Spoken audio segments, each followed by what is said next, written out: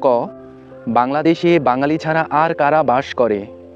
উত্তর, বাংলাদেশে বাঙালি ছাড়া বেশ কয়েকটি জাতিসত্তার মানুষ বাস করে।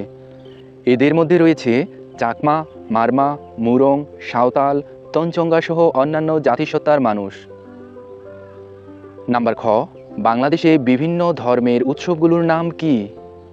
উত্তর, বাংলাদেশে বিভিন্ন ধর্মের উৎসবগুলোর নাম হলো মুসলমানদের ধর্মীয় উৎসব ঈদ উল ফিতর ও ঈদ উল আজহা, হিন্দুদের ধর্মীয় উৎসব দুর্গাপূজা, বৌদ্ধদের ধর্মীয় উৎসব বৌদ্ধ পূর্ণিমা ও প্রবারণা পূর্ণিমা, খ্রিস্টানদের ধর্মীয় উৎসব ইস্টার সানডে ও বড়দিন। নাম্বার গ বাংলাদেশের জনজীবনের বৈচিত্র্যসমূহ কি কি? উত্তর, বাংলাদেশের জনজীবনে রয়েছে নানা বৈচিত্র্য। এখানে বাঙালি ছাড়াও বাস করে অন্যান্য জাতিসত্তার মানুষ। তারা নিজ নিজ ভাষায় কথা বলে। এদেশে রয়েছে নানা পেশার মানুষ, কেউ জেলে, কেউ কামার, কেউ কৃষক, কেউ আবার কাজ করে অফিস আদালতে। এদেশে হিন্দু, ইসলাম, বৌদ্ধ, খ্রিস্টান সহ নানা ধর্মের মানুষ বাস করে।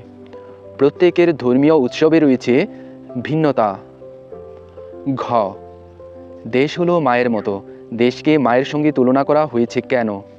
উত্তর, মা যেমন স্নেহ মমতা দিয়ে সন্তানকে আগলে রাখেন, দেশও তেমনই আলো বাতাস সম্পদ দিয়ে আমাদের আগলে রাখে। এ কারণে দেশকে মায়ের সঙ্গে তুলনা করা হয়েছে। নাম্বার ও জেলেদের পেশা কি? তারা যদি কাজ না করে তাহলে আমাদের কি হতে পারে? উত্তর, জেলেদের পেশা হলো মাছ ধরে তা বাজারে বিক্রি করে জীবিকা নির্বাহ করা। জেলেরা যদি কাজ না করে তাহলে আমাদের শরীরে আমিষের চাহিদা মিটবে না। এছাড়া মাছ ও ভাত বাঙালিদের প্রধান খাদ্য। তারা মাছ না ধরলে আমরা আমাদের প্রধান খাদ্য থেকে বঞ্চিত হব। নাম্বার চ আমরা একে অপরের উৎসবে সহযোগিতা করি। এ কথার দ্বারা কি বোঝানো হয়েছে? উত্তর, বাংলাদেশে হিন্দু, মুসলমান, বৌদ্ধ, খ্রিস্টান সব মানুষ মিলেমিশে বাস করে। প্রতিটি ধর্মের মানুষের রয়েছে আলাদা উৎসব।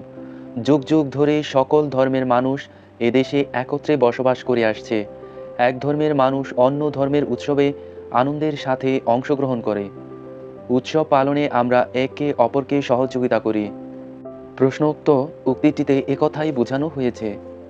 নাম্বার ছ দেশকে কেন ভালোবাসতে হবে?